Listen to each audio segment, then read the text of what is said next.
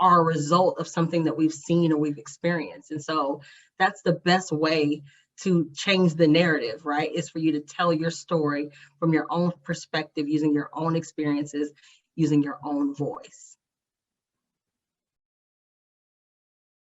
That community to start to begin to understand the history, right? Because then you can understand, what changes, what's happening, what changes are taking place. And so one of my very dear friends is from, grew up at Shepherd Square.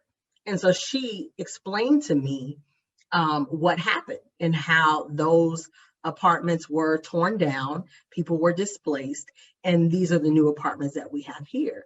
And so I can get the whole entire view based on her perspective of what is really happening in that city. When you get a real understanding from the people that are from there, then you understand what's happening. You understand the gentrification that's taken place.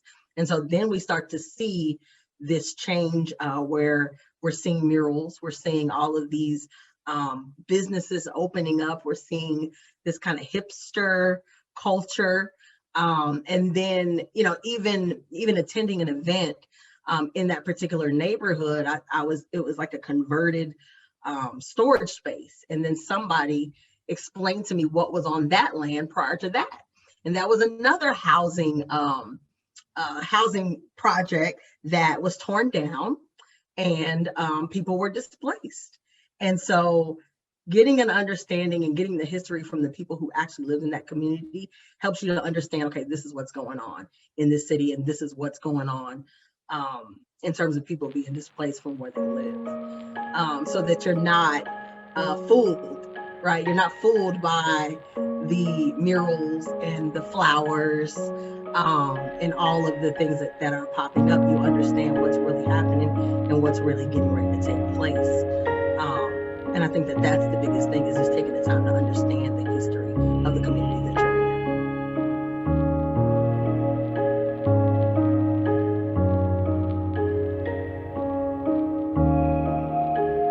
in. It's not presented in front of you. I didn't know anything about the 9th Street divide until I saw the documentary on it, and I kind of did some digging. So you have to dig, and sometimes that information is not available to you, which is the power of these oral stories, right, from older people that lived in the community that can tell you how something was before all of these things took place. And so I think the answer to that question is you have to do the research.